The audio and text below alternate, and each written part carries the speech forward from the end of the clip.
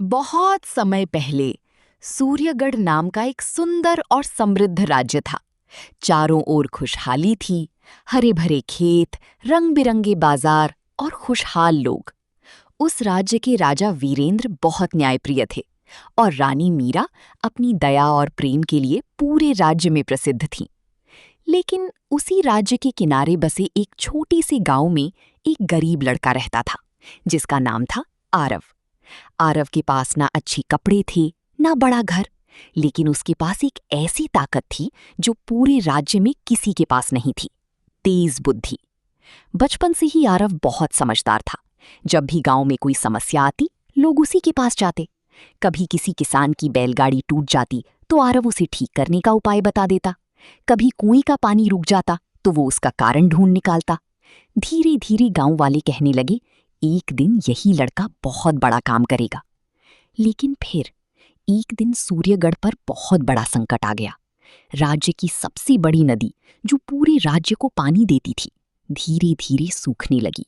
खेत बंजर होने लगे, तालाब खाली हो गए और लोगों के घरों में पानी की कमी होने लगी। पूरा राज्य चिंता में डूब गया। राजा वीरेंद्र ने तुरंत मंत्रियों, विद्वानों और सैनिकों को बुलाया। सबने अपने अपने सुझाव दिए, लेकिन किसी को समस्या का असली कारण समझ नहीं आया। कुछ लोगों ने कहा ये देवताओं का क्रोध है, तो कुछ बोले राज्य पर बुरा समय आने वाला है। राजा दिन रात परेशान रहने लगे। रानी मीरा भी दुखी थी, क्योंकि लोग प्यास और भूख से तड़प रहे थे। तभी एक सैनिक ने राजा से कहा, महाराज, मैंने एक गांव की लड़की के बारे में सुना है। लोग कहते हैं कि वो बहुत बुद्धिमान है। दरबार में बैठे मंत्री हंस पड़े। एक गरीब लड़का राज्य की समस्या सुलझाएगा? लेकिन राजा वीरेंद्र बोले, बुद्धि कभी अमीरी और गरीबी नहीं देखती। उसे तुरंत महल में बुलाया जाए।